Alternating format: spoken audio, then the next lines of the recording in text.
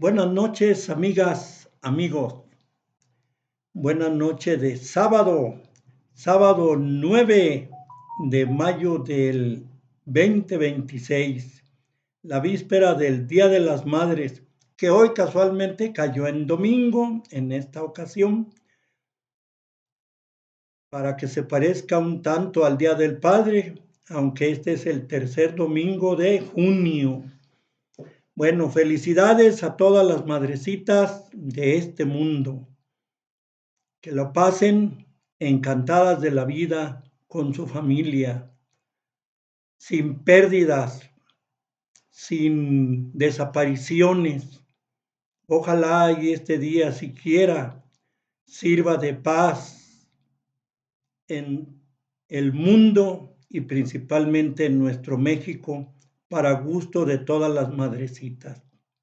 Está difícil, pero confiemos en que así suceda. Un videoblog más de Acrisolándonos, presentado por el ingeniero Saúl Conchas y un servidor, Anastasio Conchas. Y seguimos de lleno en este curso sencillo, en este curso que son solo bosquejos, pinceladas, porque pues no estamos capacitados para dar un verdadero curso de filosofía, pero le echamos todo el ánimo que se puede de nuestra alma, de nuestro deseo de ser útil a los demás. Bien, ya ven que ayer iniciamos con la segunda parte de la filosofía, considerando la primera parte de la filosofía occidental, básicamente la filosofía griega, hasta antes de la llegada o hasta la llegada de Jesucristo. A partir de Jesucristo y hasta la fecha entramos a la época filosófica en la cual el cristianismo juega un papel muy importante, tanto para apoyarlo, para basarse en él, como para atacarlo, muchas veces sin pruebas, muchas veces con pruebas, demostrando algunos manejos por lo menos inexactos en los datos cristianos, pero de cualquier manera el cristianismo ahí está dividiendo la filosofía en dos partes, antes y después del cristianismo, igual que el tiempo es antes de Cristo y después de Cristo. Estamos viviendo en el año 2026 después de Cristo. Qué importante es pues esto del cristianismo y de la figura de Cristo. Y resulta que el cristianismo en sus primeras épocas, después de la muerte de Jesucristo en el año 33, desde luego de esta época, pues siempre, incluso muchos dicen que para sobrevivir como doctrina filosófica o filosófico-religiosa, tuvo en sus inicios que aceptar, tuvo que valerse de la filosofía griega, de las propuestas griegas. De hecho, a la primera etapa de esta segunda parte de la filosofía, se le conoce, o sea, en sus inicios, la primera parte de la filosofía post-cristiana, se le conoce como neoplatónica, porque para enriquecer la propuesta cristiana fue necesario adicionarle algunos aspectos, sobre todo de Platón en sus inicios, a esa parte de la historia filosófica cristiana que, imbuida del cristianismo, se le conoce como neoplatónica. ¿Por qué? Porque a las ideas que había dejado Jesucristo les adicionaron o trataron de conciliarlas, sintetizarlas con las ideas de Platón. Ya ven, Platón vivía muy inmerso sus planteamientos en las ideas. Él decía que las ideas eran lo primero, lo más importante, y que la materia era el resultado de las ideas. No es algo fuera de razón. Fue muy atacado por Aristóteles, eso ya lo habíamos comentado, pero en fin, esa fue la época neoplatónica. Participó Pablo de Tarso, que antes era Saulo, después, después de que se volvió apóstol del cristianismo. Ya ven que él perseguía mucho a Jesús y después se volvió un ideólogo del cristianismo y le adicionó las ideas de Platón a las primeras propuestas filosófico-religiosas cristianas. Luego de Pablo de Tarso, participó en esta conciliación, en esta sintetización de las ideas platónicas con las ideas cristianas. Filón de Alejandría era un judío copto, o sea, él era egipcio, porque Alejandría está en Egipto, ahí en el mar Mediterráneo. Es como una isla y fue muy famosa por su biblioteca, que luego se quemó al paso del tiempo. Él trató de conciliar las propuestas de la Biblia con las propuestas platónicas. Luego viene Plotino, otro judío copto. Él vivió, Filón de Alejandría vivió, fue contemporáneo de Jesús, vivió 25 años antes de la llegada de Cristo y 50 años después, o sea, sobrevivió a la muerte de Jesús.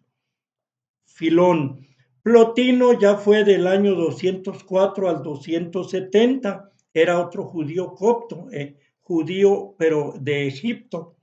Y él fue el primero que habló que Dios es una Trinidad.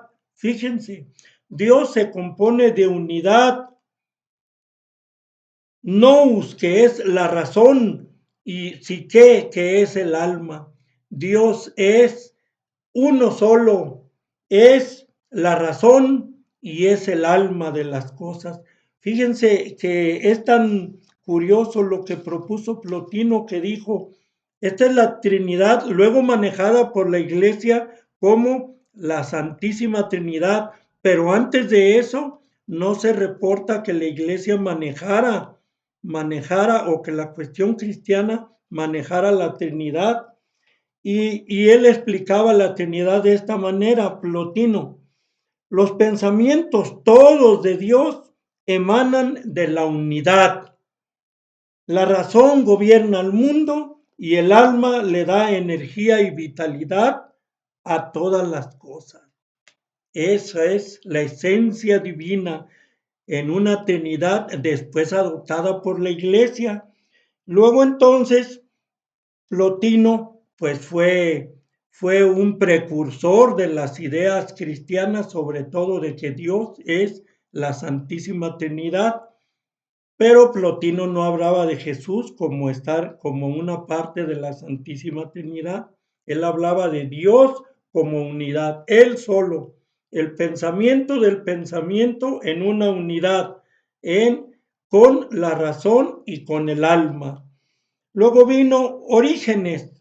Orígenes en tiempo de Constantino también trató de conciliar la Biblia con las ideas griegas, pero era muy buen escritor y se le ocurrió comentar en una de sus obras que el cristianismo no era nada original, que el original era la propuesta griega. Le fue muy mal a Orígenes. Lo mataron de una manera muy terrible, apretándole. Ya fue la policía de Constantino. Una vez que Constantino, el emperador, había declarado la religión cristiana como la única verdadera y que toda la filosofía debía enfocarse a las ideas cristianas. La razón de las ideas filosófico-griegas debían de explicar nada más la fe cristiana. Quien hablara de otra manera iba a ser ejecutado, como le pasó a Orígenes, como le pasó luego a Boecio, un gran escritor. A Boecio fue al que le apretaron la frente hasta botarle los ojos y luego lo mataron a palos por haber dicho que el cristianismo era una copia de las ideas griegas. Fue en ese momento cuando empezó prácticamente la Edad Media, cuando empezó la oscuridad del pensamiento filosófico, que duró más por ahí cerca de 1000 años hasta el Renacimiento. Fue entonces cuando la filosofía fue desarrollada por los musulmanes. ¿Quiénes eran estos musulmanes? Avicena él sí era un musulmán nacido en tierras musulmanas, parece ser que en Turquía, lo que es hoy Turquía, y era médico, era un hombre muy preparado y él también trató de conciliar las ideas del Islam con Platón y Aristóteles con, para dar lugar a un conocimiento filosófico de aplicación universal. Aquí no hablamos de cristianismo, hablamos de filosofía. Este fue Avicena. Luego de Avicena, otro musulmán, pero nacido en Córdoba, España, Averroes, que también fue un grande químico. Era un hombre muy inteligente, desarrolló la filosofía, desarrolló grandes obras filosóficas y él también fue un conciliador de las ideas del Corán con las ideas griegas, pero dijo, se le ocurrió decir que el Corán y la Biblia eran obras para gente inculta, que eran obras alegóricas nomás, como son todas las religiones. La verdad radica en las ideas de origen griego conjugadas con las ideas musulmanas. Causa eso los califas, tanto de las obras de Averroes como las de Avicena, muerto ya hacía muchos años antes, fueron quemadas las obras de Avicena y de Averroes. Y entonces eso dio lugar, fíjense, a el oscurecimiento de las ideas musulmanas, a sintetizar con las ideas griegas en la filosofía universal, y entonces los musulmanes hasta hoy en día viven hundidos también en un oscurantismo filosófico porque su religión es muy intolerante, según se señala en nuestro curso con nuestros autores. En fin, por último, un judío, Moisés, de nombre Maimónides, era judío, pero nació también en Córdoba, en España, igual que Averroes. En el año 1135, también él armonizó el griego con la Biblia, pero también fuese el oscurantismo en su apogeo y también le fue muy mal. Pero como quiera, el trabajo de estos grandes autores sentó las bases para una corriente filosófica conocida como la escolástica o el escolasticismo, que será tema de nuestro próximo videoblog. Entonces, a enriquecer esto, amigas, amigos, muchas gracias por su atención. Ya estamos metidos de lleno en la filosofía postcristiana. Hasta la próxima, amigas, amigos.